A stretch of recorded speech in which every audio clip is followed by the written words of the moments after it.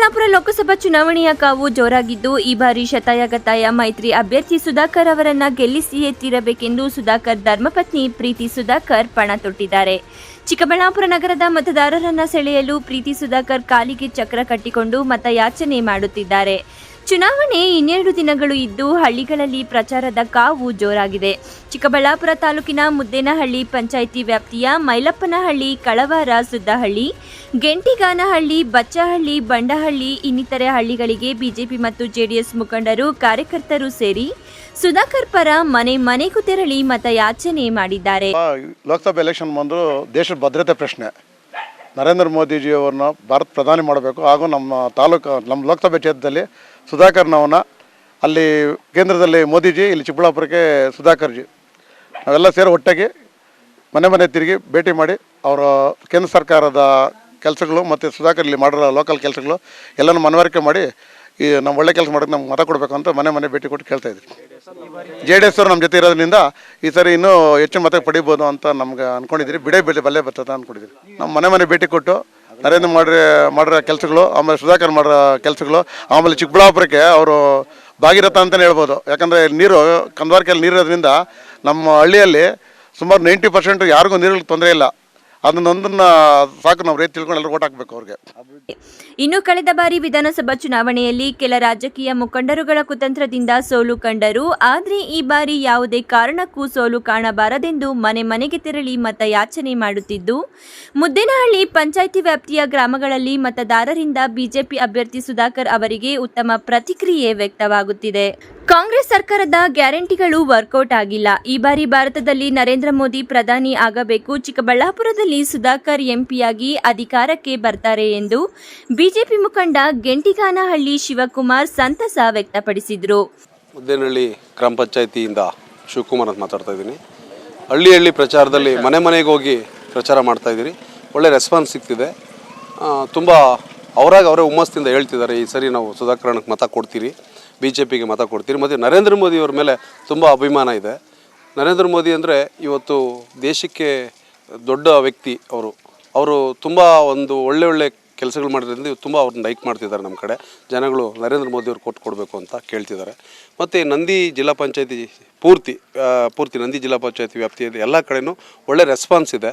ಇವತ್ತಿನ ದಿನ ನಮ್ಮ ಸುಧಾಕರನ್ನು ಒಳ್ಳೆ ಮತದಿಂದ ಜಯಶೀಲರಾಗ್ತಾರೆ ಅಂತ ಹೇಳ್ತಾ ಇದ್ದೀನಿ. ಹೋದ ಸರಿ ಸೋಲಾಗಿದೆ ಹೆಂಗೆ ಅಂದರೆ ಸ್ವಲ್ಪ JDS ಮತ ನಮಗೆ ತೊಂದರೆ ಆಗಿ ಅದರಿಂದ ಸೋಲಾಯಿತು. ಇಲ್ಲಾಂದರೆ ನಾವು ಸೋಲಕ್ಕೆ ಚಾನ್ಸ್ ಇರಲಿಲ್ಲ. ಆಯಿತು, ಕಡಿಮೆ ಮತ ಏನು ತೊಗೊಂಡಿಲ್ಲ, 70,000 ಚಿಲ್ಲರೆ ಮತ ನಾವು ತೊಗೊಂಡಿದ್ದೀರಿ. ಆದರೆ ಈ ಸರಿ ಆಗಕ್ಕೆ ಚಾನ್ಸ್ ಇಲ್ಲ. ಎಲ್ಲ ಕಡೆ ಸುಧಾಕರನ ಬಗ್ಗೆ ತುಂಬ ಅಭಿಮಾನ ಐತೆ, ತುಂಬ ಬೇಸತ್ತಿದ್ದಾರೆ, ನೋವು ತಿಂದಿದ್ದಾರೆ. ಇವತ್ತು 1 ವರ್ಷ ಅವಧಿ ಕಳೀತು ಕಾಂಗ್ರೆಸ್ ಸರ್ಕಾರ ಬಂದು. ಯಾವುದೇ ಒಂದು ಊರಲ್ಲಿ ಒಂದು ಚಿಕ್ಕ ಕೆಲಸ ಕೂಡ, ಸಣ್ಣ ಕೆಲಸ ಕೂಡ ಮಾಡೋಕ್ಕಾಗಿಲ್ಲ. ನೀವು ಕೇಳ್ಬೋದು 1 ವರ್ಷದಲ್ಲಿ ಏನು ಮಾಡೋಕ್ಕಾಗುತ್ತೆ ಅಂತ.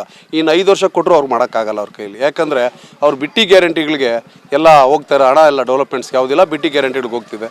ಹಾಗೆ ನಾವು ಹೇಳ್ತಾ ಇದ್ದೀವಿ, ನಮ್ಮ ಭಾಗದಲ್ಲಿ ಹೇಳಿದ್ರಿ, SC/SC ಹಣ 11,143 ಕೋಟಿ SC/ST ಹಣ ದುರ್ಬಳಕೆ ಮಾಡಿದ್ದಾರೆ, ಬಿಟ್ಟಿ ಗ್ಯಾರಂಟಿಗಳು ಕೊಟ್ಟಿದ್ದಾರೆ. ಇದನ್ನೆಲ್ಲ ನಾವು ಹೇಳ್ತಾ ಇದ್ದೀರಿ, ಜನಗಳಿಗೆ ಗೊತ್ತಿದೆ, ಜನಗಳಿಗೂ ಗೊತ್ತಿದೆ, ನಾವು ಹೇಳಬೇಕಾಗಿಲ್ಲ. ಅದು ತುಂಬ ಅರ್ಥ ಮಾಡ್ಕೊಂಡಿದ್ದಾರೆ. ಅವ್ರ ಮನಸ್ಸಿಗೆ ಬಂದಿದೆ ಈ ಸರಿ ಸುಧಾಕರನ್ ಗೆಲ್ಲಿಸಬೇಕು ಅಂತ. ಇದನ್ನೇ ಯಾರು ತಡೆಯೋಕ್ಕಾಗಲ್ಲ. ನಾವು ಪ್ರತಿ ಮನೆಗೆ ಹೋಗಿ ಮನವರಿಕೆ ಮಾಡ್ತಾಯಿದ್ದೀರಿ, ಪ್ರತಿ ಮನೆಗೂ ಕೇಳ್ತಾ ಇದ್ದೀರಿ.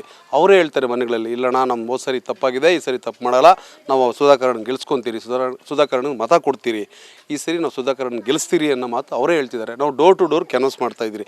ಪ್ರತಿ ಹಳ್ಳಿಲೂ ಮನೆ ಓಡಾಡ್ತಿದ್ದಾರೆ. ನಮ್ಮ ಗ್ರಾಮ ಪಂಚಾಯತಿ ಸದಸ್ಯರು, ನಮ್ಮ ಗ್ರಾಮ ಪಂಚಾಯತಿ ಮುಖಂಡರು ಎಲ್ಲ ಮನೆ ಓಡಾಡ್ತಾ ಇದ್ದಾರೆ. ಅದ್ರ ಜೊತೆ ಅವರೇ ವೈಯಕ್ತಿಕವಾಗಿ ಬಂದು ನಮ್ಮ ಜೊತೆ ಸೇರಿ ಕ್ಯಾನ್ವಾಸ್ ಮಾಡ್ತಿದ್ದಾರೆ. BJP ಅಭ್ಯರ್ಥಿಯಾದಂಥ ಸುಧಾಕರ್ ಸರ್ ಅವರ ಪರವಾಗಿ ನಾವು ಡೋರ್ ಟು ಡೋರು ಒಂದು ಚುನಾವಣಾ ಪ್ರಚಾರವನ್ನು ಮಾಡ್ತಾಯಿದ್ದೀವಿ. ಏನು ಕಳೆದ ಬಾರಿ ನಡೆದಂತಹ ವಿಧಾನಸಭೆ ಚುನಾವಣೆಯಲ್ಲಿ ಸೋಲಾದಂಥ ಒಂದು ಸಂದರ್ಭ ಏನಿದೆ, ಅದು ಒಂದು ವರ್ಷದಿಂದ ಕೂಡ ಜನರಿಗೆ ಅರ್ಥ ಆಗ್ತಾಯಿದೆ. ಯಾಕೆ 1 ವರ್ಷದಿಂದ ಏನು ಅಭಿವೃದ್ಧಿಯನ್ನು ಹಿಂದೆ ಹಾಕಿದೆ, ಏನೋ ಒಂದು ಕುಂಠಿತಗೊಂಡಿದೆ ಚಿಕ್ಕಬಳ್ಳಾಪುರದ ಅಭಿವೃದ್ಧಿ ಅನ್ನೋದು 1 ವರ್ಷದಿಂದ ಜನರಿಗೆ ಮನವರಿಕೆ ಆಗಿದೆ. ಅವ್ರು ಹೇಳುವಂಥ ಒಂದು ಸಿನಿಮಾ ಡೈಲಾಗ್ ಏನಿದೆ, ಅದಕ್ಕೆ ಮಾರು ಹೋಗಿ ಕೆಲವೊಂದು ಆದಂಥ ಒಂದು ಬೆಳವಣಿಗೆಗಳಿಂದ ಸುಧಾಕರ್ ಸರ್ ಅವರ ಒಂದು ಸೋಲು ಕಳೆದ ಬಾರಿ ಒಂದು ವಿಧಾನಸಭೆಯಲ್ಲಿ ಆಗಿರ್ತಕ್ಕಂಥದ್ದು.